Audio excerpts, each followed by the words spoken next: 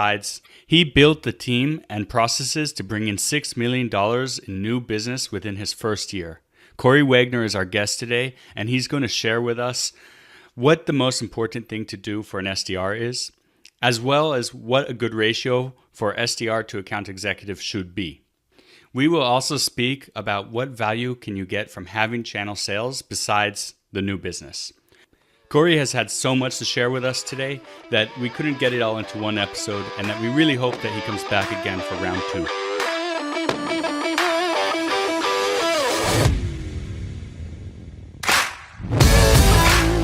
Startup Sales is a podcast about what it's really like to get a business off the ground. We founders, CEOs, and sales VPs from the high-tech market. You'll learn how to build and scale a sales team. You'll also hear about the growth challenges and tough decisions from others who have had both successes and failures. And now, your host of the Startup Sales Podcast, Adam Springer.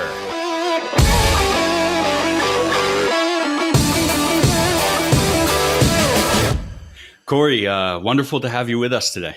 Hey, Adam. Thanks so much for having me. So, I've been looking you over, and I see that you've been with Centage for about a year and a half. And your first year there, I see that you were responsible for building the team, implementing the processes that helped bring in nearly $6 million in new business. Can you start by telling me what your role is at Centage and what you've accomplished? Yeah. So my role here at Centage is, right now I'm the senior director of sales, but what falls underneath me is all of the business development team and the channel sales team. When I first came on, we had around 5 business development reps, and I was brought in to help grow the company. So we increased that from 5 to 14, and then redid the whole entire channel organization. From one person, we actually added another person to that team and just reconfigured really how we went out and approached our partners. Interesting. Okay, and what are some of the major changes that you've made there? So when I first came in, there wasn't much process that was going on. We had inbound leads, and we were doing a lot of outbounding, so going into certain sites and getting leads that way, and then doing a lot of cold calling. So when I came in, I helped to build a process to make sure that every inbound lead that came in had a sufficient amount of touches. I'm a big advocate in the fact that you need to at least reach out 14 to 16 times to actually get somebody to answer the phone. Cold calling is not an easy job, so it's you have to have your due diligence and get out there. And then so I built a process around that, and also the process of who we're going after, really segmenting all of our different verticals and making sure that we're grabbing the right folks, pulling those people in, and putting them through a proper process to make sure we're actually touching everybody the proper amount of times.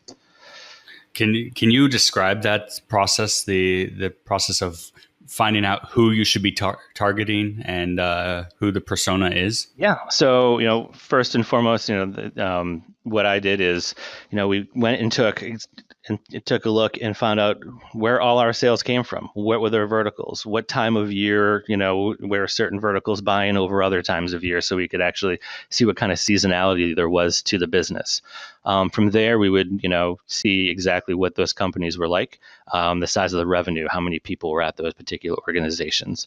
And then we would go into, we use a tool called ZoomInfo, went into ZoomInfo and would really try to slice and dice and find, people that worked at companies that really fit who we're going after. So we would find those individuals and then bring them into our, into our world, and bring them into our marketing department so we could start to get our word out there. And it's really all about education and educating the marketplace. So the organization I work for right now, we have a little niche product.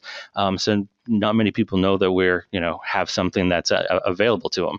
So we built a series of emails and a series of touches and phone calls to really get information out to all of these folks to educate them about our product and how we can help them in their organization. Okay. And educating the market, is that the job of your BDR? Yes and no. So I'm a big advocate of, getting, education out there to the market base no matter what. So we have a marketing department.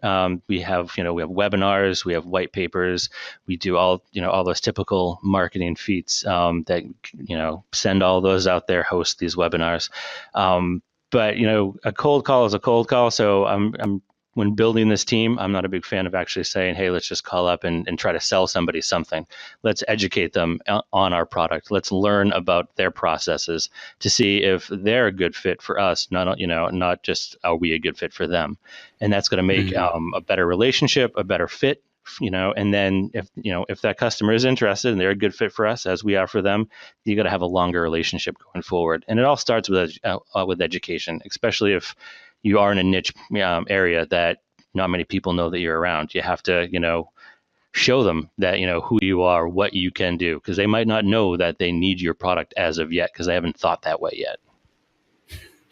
They all need your products, no? Well, everyone needs our product, but nobody knows that they need it yet. So that's what we're there to be like, hey, you need our product. Yes. All right. So you have a BDR team that started at 5 and is now 14. Yep. First of all, what is BDR and what's the difference between SDR and BDR? I don't think there's actually an actual difference. BDR, SDR, business development rep, sales development rep. There's all kinds of, however you want to use your acronyms, you can use your acronyms. Whether that team rolls up to the sales organization or rolls up to the marketing organization, there's some great articles out there. It's highly debatable. It lies on the cusp of sales and marketing. It depends on who has the bandwidth to actually, work with that team, help coach that team, and, make sure that everything that comes out of it is top quality. So what do you guys work under? Marketing or sales? Work under sales.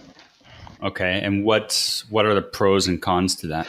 I think, I don't find any, because we do, even though we say we roll up to the sales organization, we still work heavily with marketing. So we're going back and forth. Because maybe we work, more closely with sales. We have a one-to-one relationship between our account executives and BDRs who handle both inbound and outbound for particular territories.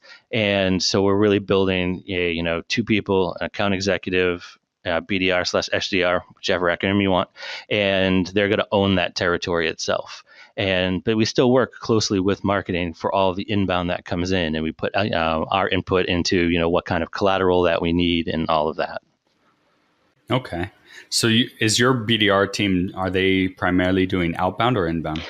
Primarily, we're doing outbound, but that's just because of who we are as an organization. When I first started, we did have a slice down the middle of an outbound and an inbound team, as we were trying to determine what the best fit is for the organization. Every organization is different, depending on how much you have coming in from your marketing department, how big the sales team is, and all of that. So halfway through my first year here, we determined that it would just be better off to have a mixed team of outbound and inbound. So meaning there wasn't enough coming in from our marketing department to keep somebody busy for 8 hours a day, 40 hours a week, so they could actually do both, and then we could have them just work in particular territories and build that one-to-one relationship between the AE and BDR. Okay. What is the ratio of BDRs to sales executives? So it is 1-to-1. So we have, I think actually right now in 2018, we've increased. So we have 15 BDRs and 15 account executives. Wow. Okay. And so they're able to keep the pipeline full enough for the sales team. Correct. Yeah. This year we really doubled down on our outbound efforts. As we went through all of last year, really trying to get a lot of data, figure out where we needed to invest in, and outbounding is where it's at for us. Making sure that we're getting our general message out there and talking to as many people as we can.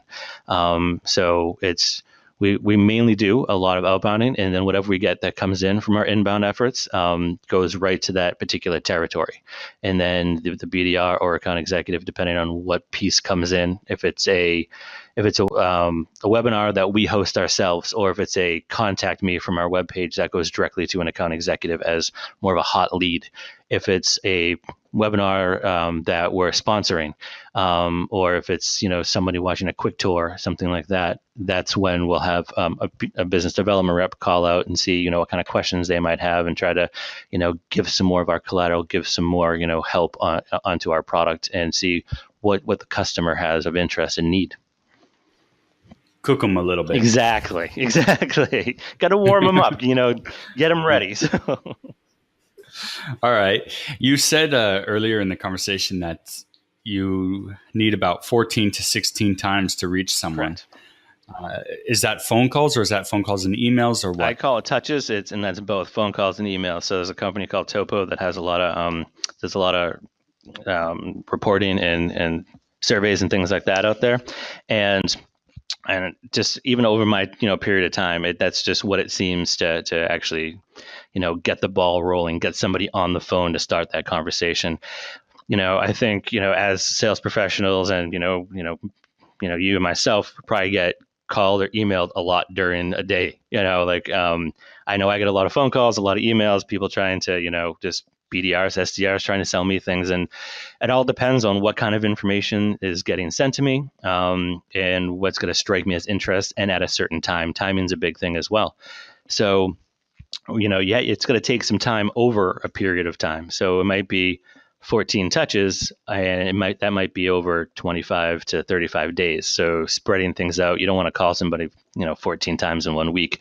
You have to kind of test out and see how this works for you, how it works for the industry and the folks that you're calling, to actually pick up that phone. We've had some people though that have, some of my BDRs have it's taken 33 times to get somebody to actually get on the phone, and that 33rd time someone picked up the phone, and sure enough, it was a meeting. Sure enough, it was a deal that closed the same month. So it is that education, it's persistence. And I kind of use that as my basis from 14 to 16. And then once we're done with those touches, it kind of gets circulated back into our marketing funnel. We let marketing handle it. And if there's any more hand raising from there, if they're signing up for a webinar, we might, we'll go and reach out again. Yeah. Okay. But how did that person then reach them at 33 times? It really was a persistent business development rep. So that he didn't want to give up. No, there are certain times you don't want to give up. Now for him, that company, it fit us perfectly. And he was like, this company works right. It looks good. I really want to talk to somebody. And so he had called, he'd gotten the gatekeeper, talked to the gatekeeper, and kept on getting pushed off, left voicemails. But he was persistent on this one. You kind of know as you work, and with all of your leads, that who are those those gems that stand out the most, and as far as an organization and what that's going to fit for your company. And this one was just one that just caught his eye, and he didn't give up, and he kept on going. He spaced it out. So he did his normal 14 to 16 touches. Like, you know what? I'm going to keep this in my pipeline. I'm going to call them in 2 weeks. I'm going to call them in 2 weeks. So it took some time, but 33 touches later, I think it was a year and a half later, and and we got them. And it was because of that effort. They had received marketing information from us, but it was that one phone call and finally get somebody on the phone. All it takes is the conversation, and to be able to have that voice to voice. To change your mind. And that's really what it is. That's what I try to coach my guys with. It is, on the front line, when you're trying to develop new business and you're trying to educate, it's all about having a conversation and understanding who you're talking to. Not everybody likes to get sold to, or sold at.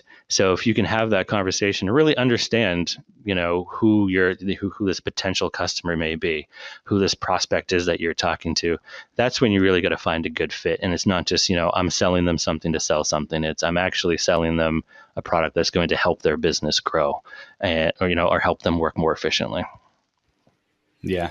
This is what I always try to coach, is that salespeople are not a good salesperson is not a salesperson. It's a consultant. Yes, I'm here to help you. I agree 10,000% with that. Yeah. All right. So how do you handle the handoff? Like, when does the SDR guy hand it off to the sales executive? So after all the work and effort goes into getting somebody on the phone, where we talk to that person, sometimes, the person's like, this is not a great time. Call me back in 3 months. This is my buy-in cycle. Call me back at this time or this time. We educate them. We ask, and that's the best thing I think you can do is pretty much ask them, saying, hey, this is, I would love for you to take a deeper, dive conversation with, my account executive who, has a greater knowledge of our product. And we really want to make sure that, we're both a good fit for each other. I want to set up this meeting for us. When would be a good time for that? And just asking that question. I think that's what most people don't do is they just don't ask. And so we just ask. We'll set it up. We try to set up as soon as possible. Sometimes it's as quick as I'm available now and it's handing my phone over, to somebody else to hop on the phone, or it's later that week, or it's a month from now, depending on everyone's schedules. And we just set that meeting up. And, when that date comes, take it from there. Interesting. Okay. So what do you do? What are you looking for when you're hiring an SDR person? Yeah. So I have, SDRs from all walks of life. Some people have done it before. Some people, this is their first job. And what I really look for is someone who's really coachable. I think sales is something that can be taught. There is, some knack to it. If you're an outgoing individual, you're well spoken, you're very inquisitive, and you want to help people. So, but my first thing is this person someone who's going to take coaching well, who wants to be coached, who wants to learn this? And that's my biggest, first attribute. And then it's how hungry are they? I'm going to give you an opportunity. How hungry are you to learn and to dive in and just to really, sink your teeth in and just take that coaching and go. So those are my two big, attributes. And like I said, people from all different walks of life I've hired over the years.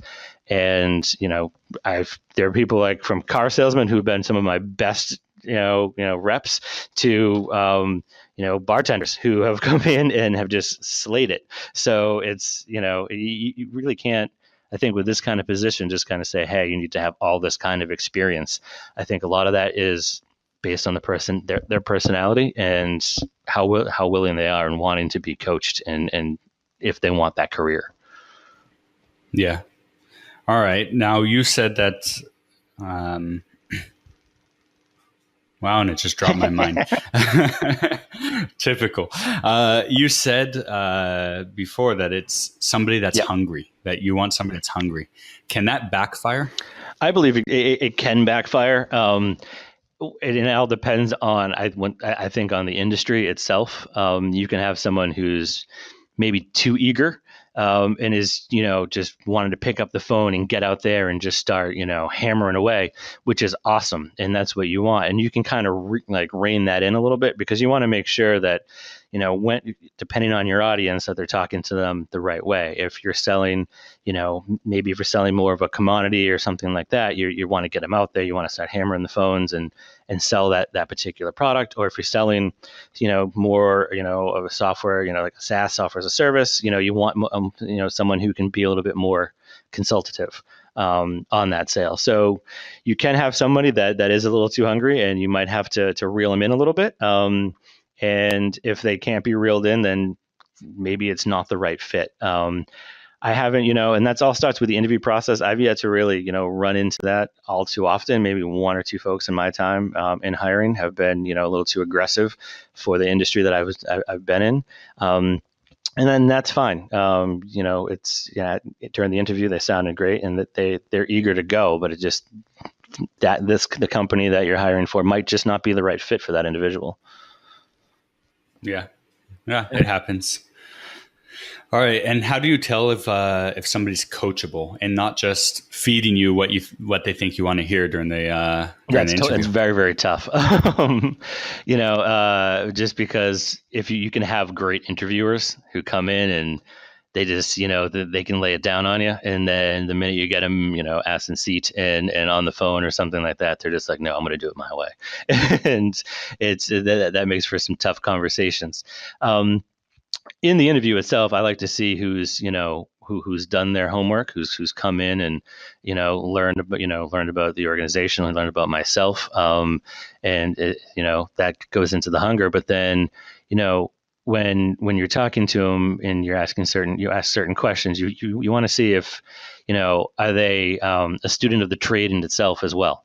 I love people who listen to podcasts and who read books and who like study sales and are really passionate about it. And that's how I can kind of pick that out to see who's really into it, who hangs out with salespeople on the weekend because all their friends are in sales, so they're really eager to learn and understand.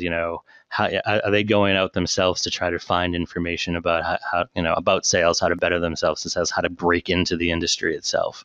Those are the folks that I think are the most coachable. But still, people get under the radar and they can come in. So, it's always a crapshoot in some degree. I like to pride myself on that. I've done a pretty good job at interviewing everybody. I also bring in other people on my interview process. So it's not just me. I'll bring in an account executive to come in and talk to somebody. I'll bring in another director of sales to come in. And then I'd like to bring in my VP of sales or my CRO to come in and actually talk to this individual. So that way, it's not just me that's asking questions and interpreting these answers. You have a couple other people, and then you just meet and kind of get everyone's opinion. Yeah. Yeah, I think that's the best, because you could be blinded quite easily. Yes, you definitely can. All right. You said that, if somebody did the research on you, this is something that I've always done as well in hiring, is ask them, what's their typical process when reaching out to a prospective client, and then ask them, what did you find out about me? And see if they've actually spent the time. How much weight do you put in on something like that? Not too much. It's like extra points. You kind of, I've been doing this for a while. I've been in sales in a while. I'm not super old, but I'm not super young either. So, how I interviewed and things like that is a little bit different than I think some people interview today. So they might have done, looked you up, on LinkedIn, because you can see it pop up. You're like, okay. And maybe they've done a little research, but not a ton. But if they have, that's almost like bonus points. If they've looked me up and understand who I am, I would, I would hope, like I always do this, I hope that they look me up, because if you're going to come work for me, like if I was going to come work for you, Adam, I'd want to know everything about you before I went in to make sure I'd want to work for you, not just the organization. But not everybody does that. And it's a little bit, I think different nowadays, from even I've noticed a trend of people coming in not with a paper resume, because you have LinkedIn, you have all of these new tools that are out there.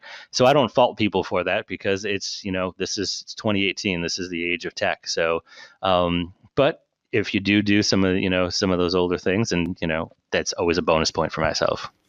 I have to say, I think in the last year, I've never seen one paper resume come in during the interview process. It's always hysterical. Me printing it. Yeah, exactly. I'm the same way. I print it out because I keep my notes on it. And it's funny when we do like rounds of other people coming in, they're always like, they didn't bring a resume. I'm like, that's the way it is nowadays. Like, come on, like we have it all electronically. I can pull it up on my phone and sit right in front of you and talk. So yeah, very much.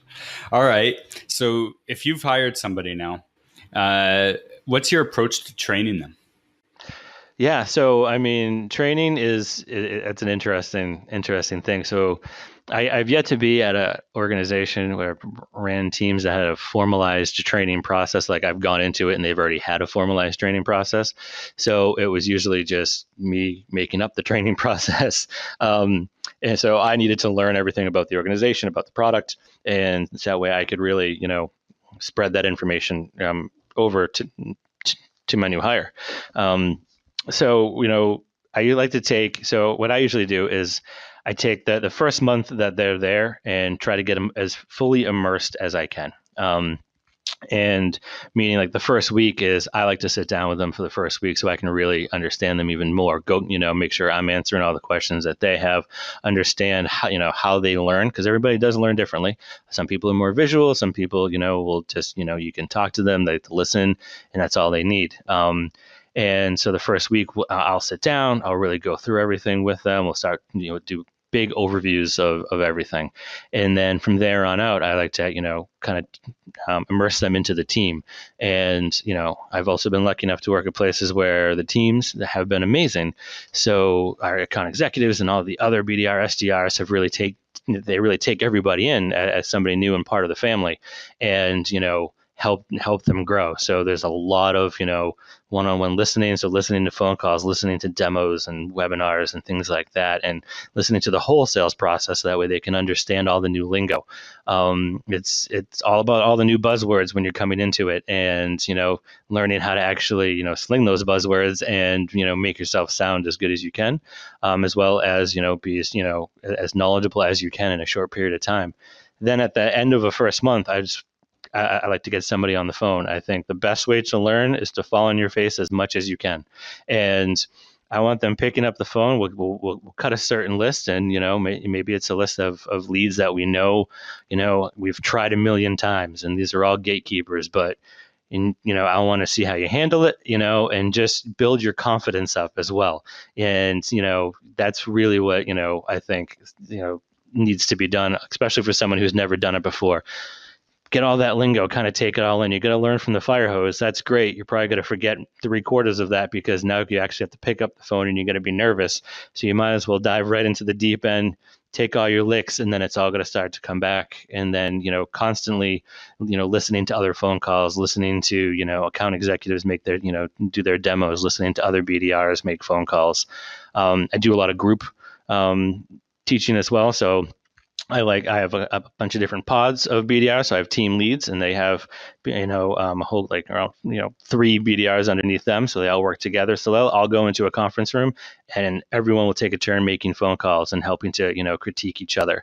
And then I take each group, and once a week we sit down and we listen to our phone calls as well. So that way we can critique each other and kind of, hey, this is a good call, this was a bad call.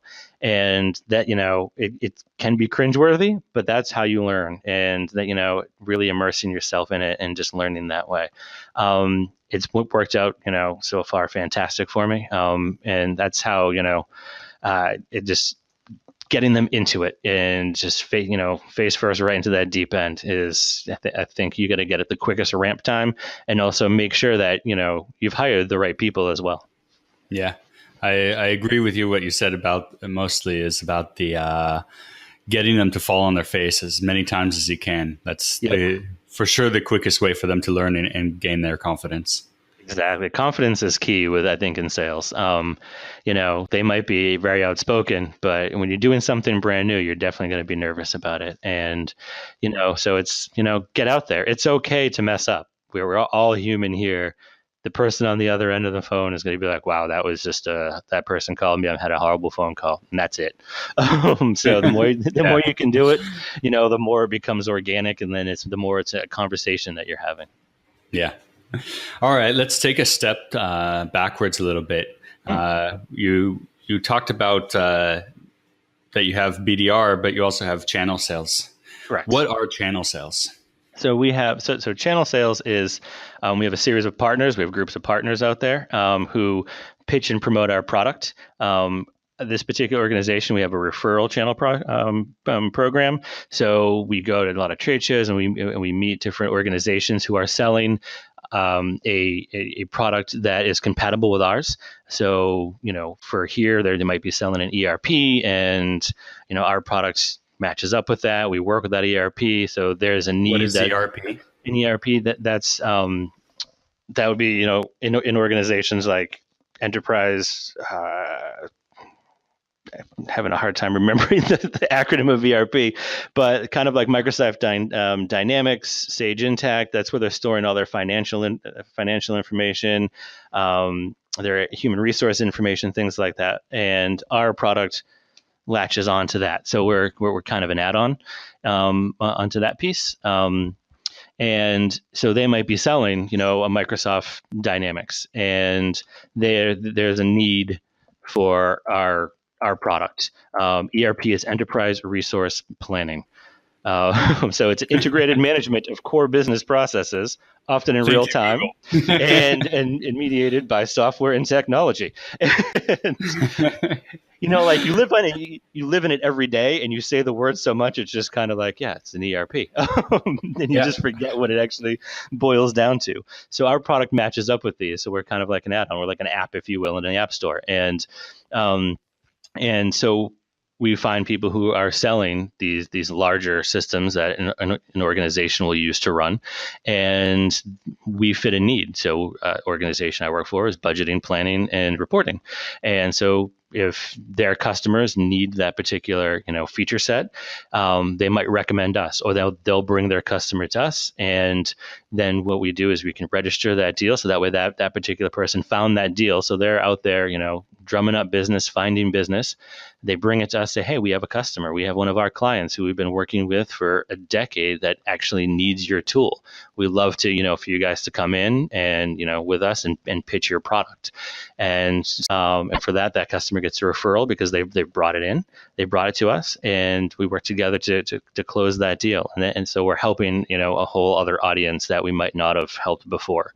So there's, thousands of partners out there that that we work with, and we also work with the ERPs themselves. They have marketplaces, so it's just another way to get the name out there and develop more business. So it's just another avenue of business coming in.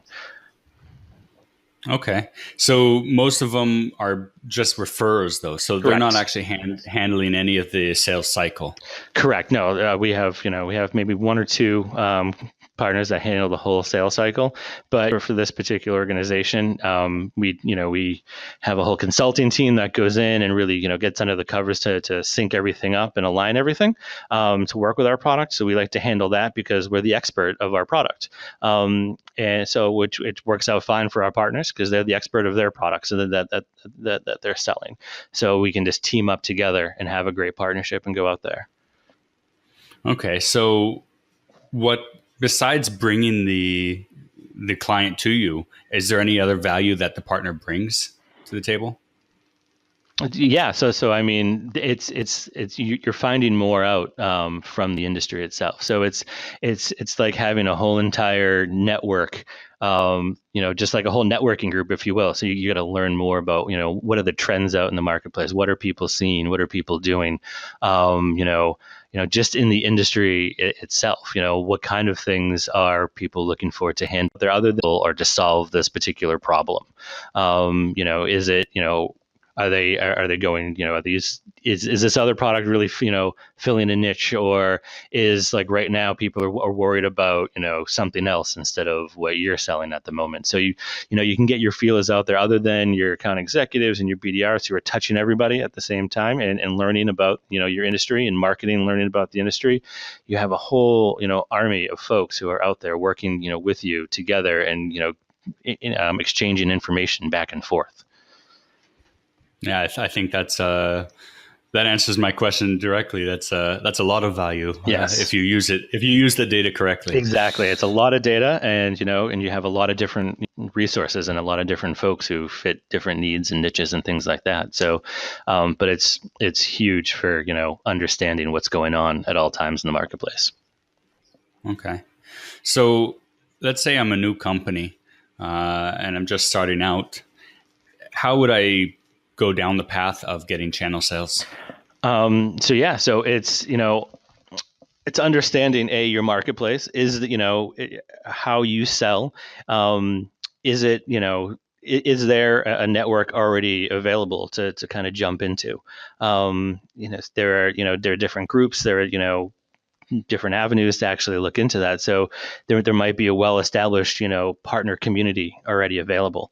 So you can actually dive into that. You can find these different networks and things like that. There's resources that you can find online for, different avenues. I used to be in the AV world, so antivirus world. So we had a huge channel, partner program.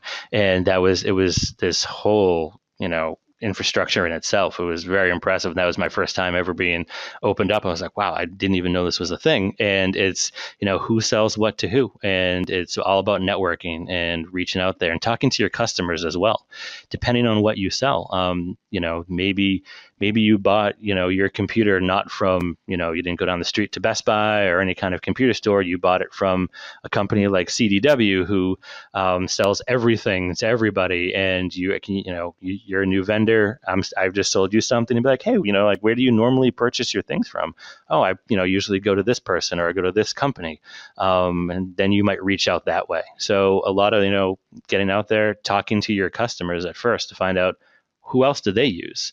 And, and then if they feel comfortable using them as well, hey, I want to partner up with them because they already know this individual. Maybe they'll buy more from that person. Maybe I'll get, more accreditation as well if I'm working with this other company. Wow. Good. Some good information there. All right. So let's take a look back at your career. Cool. What have you learned along the way that you wish you knew at the beginning? Oh, so much. Everything. I've kind of been all over the place, with my sales career, and I've learned so much along the way. I've been lucky enough to have, great mentors throughout my career as well, who have taken me in and just, gone over things, gone over things with me, just about every aspect, of the business. And, it's always about asking questions and being curious. I've always been very curious about everything, about business, about sales. And so, that's really what it kind of dives down to is just, hopefully finding some people that will take you in and, will understand your curiosity and really kind of guide you. I've gone from, as a kid selling Ziploc bags to all of my neighbors in my neighborhood, and clearing $8 in one day. It's a very entrepreneurial, selling plastic bags to people, to, just moving my way up to being a paper boy and all these, and then, eventually getting into retail and retail sales. And then, selling commodities of, just like this, widgets, and then starting to sell software. And every industry has its own little niches and things like that. And it's all about the great people that are in, all those businesses and finding awesome people to work with.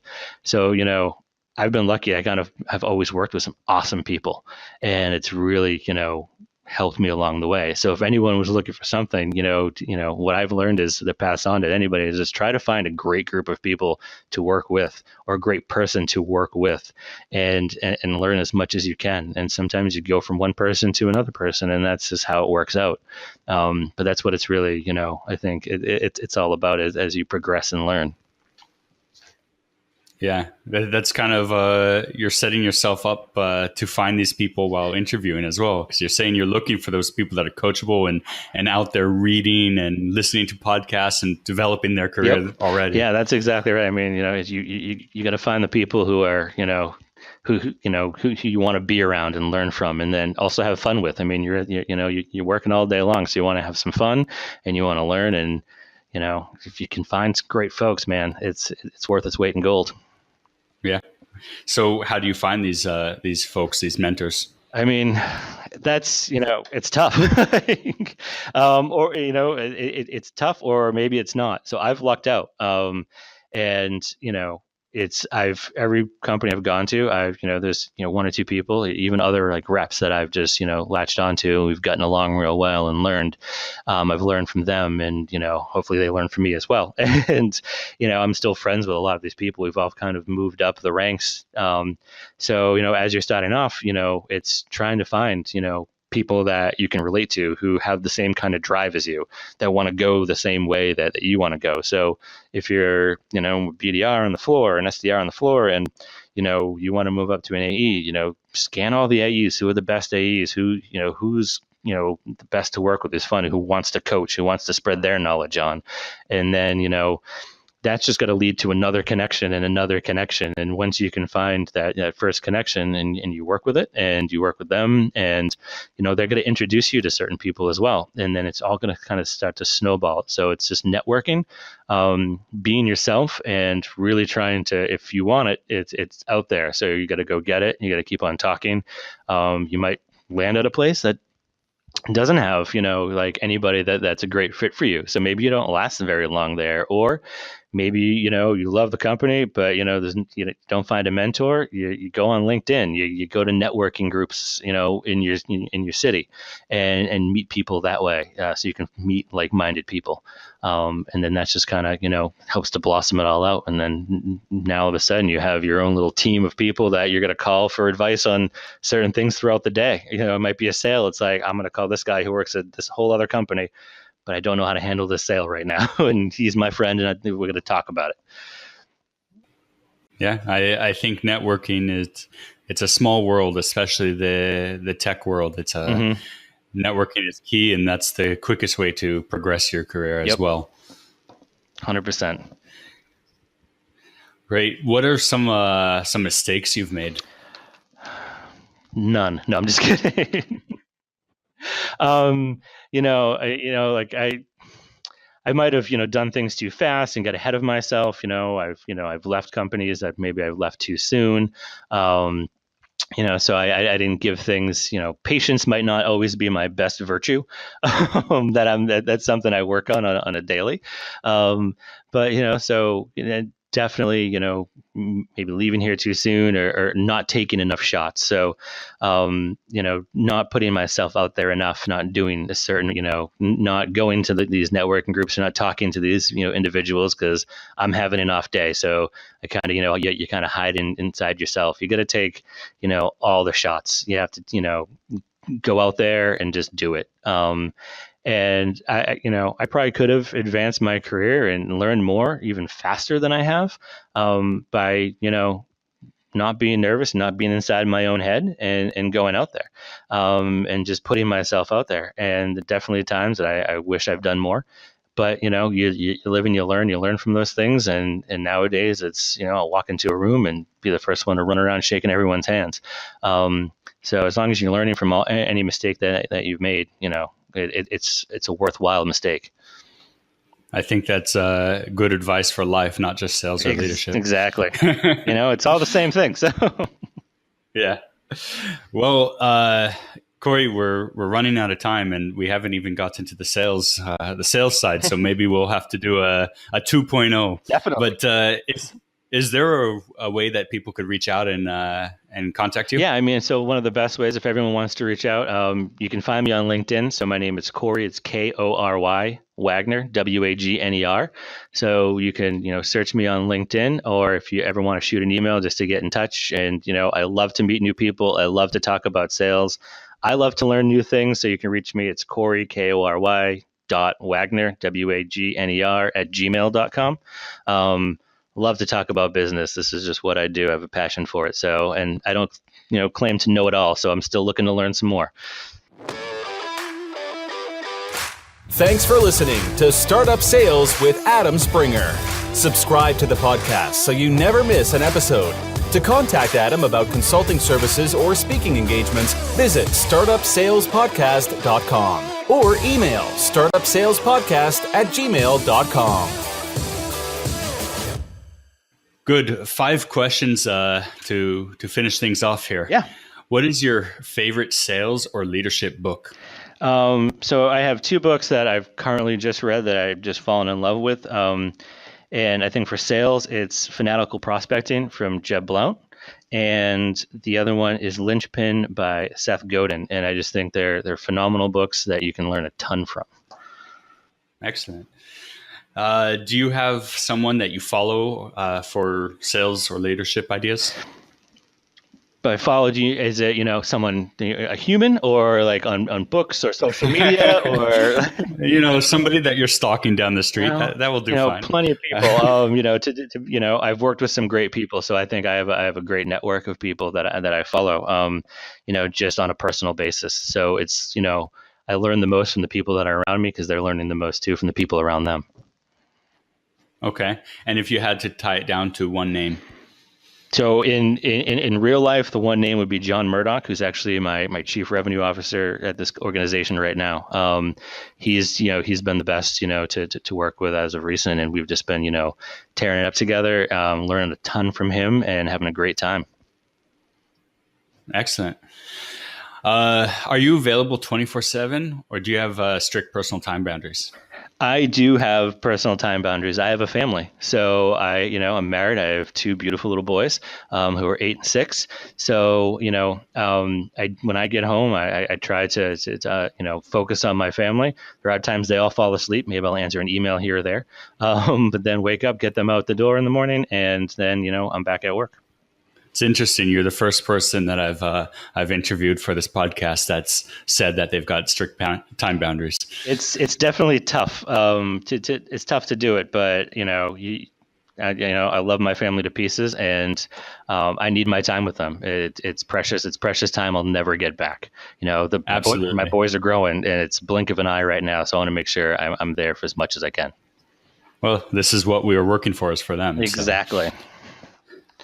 Good. What is your favorite tool used for sales? So right now, I'm new into the tool. It's been this year that I've had it, and it's been SalesLoft. It's been phenomenal.